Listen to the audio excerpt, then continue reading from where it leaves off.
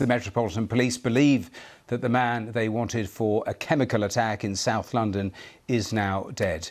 In the past hour, police said their main working hypothesis was that Abdul Shokoor Ezedi had, quote, gone into the River Thames, but no body has yet been found. Ezedi, who is 35, had significant injuries to the right side of his face, was last seen on Chelsea Bridge on the 31st of January, just hours after the attack in Clapham in South London. He was wanted for attempted murder after a woman and her 2 children were injured by a corrosive liquid. It's feared the woman will lose the sight in one of her eyes. Well, just in the last little while, the police have been giving a briefing at New Scotland Yard. Let's hear from John Saville. Good afternoon. So a further update in relation to our manhunt for Ezedi. Yesterday we released images of him being on Chelsea Bridge at just before 11:30 p.m. on the evening of the attack. The last 24 hours we have meticulously been viewing all of the available CCTV in and around the Chelsea Bridge area. And we've also worked with Transport for London in accessing the CCTV from their buses. It is our now main working theory that Ezedi has actually gone into the Thames from Chelsea Bridge. All of our work thus far has not seen him come off the bridge. We are in contact with his family in order to pass that news on and to provide the necessary information and support for them, because of course I'm sure they will also be very worried about what's happened to him and what he has done. I'd like to thank the hundreds of members of the public who have come forward. That's been incredibly helpful. Our thoughts, of course, remain with our victim, and our thanks for the members of the public that intervened that evening and our officers who also suffered secondary injuries.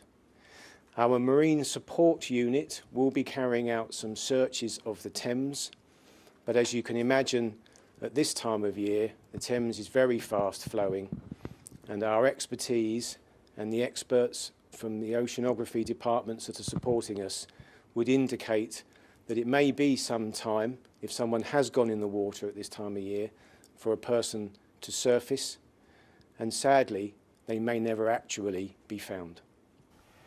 Well, that was Commander John Saville. Just worth going through the key planks we heard in that briefing and the background that we know, the Commander making the point that they've been scouring hundreds of hours of CCTV with about 100 officers. This just some of it spotting different locations where Ezedi was on that night, but coming to the conclusion they saw him in the CCTV walking with purpose for 4 miles to the Thames, to the edge of Chelsea Bridge, and then they say they saw his behaviour change and no CCTV shows him actually leaving the bridge. So that's why they have this working assumption that he then went into the river. And of course, one remembers that attack 9 days ago in Clapham. A 31-year-old woman remains sedated in hospital.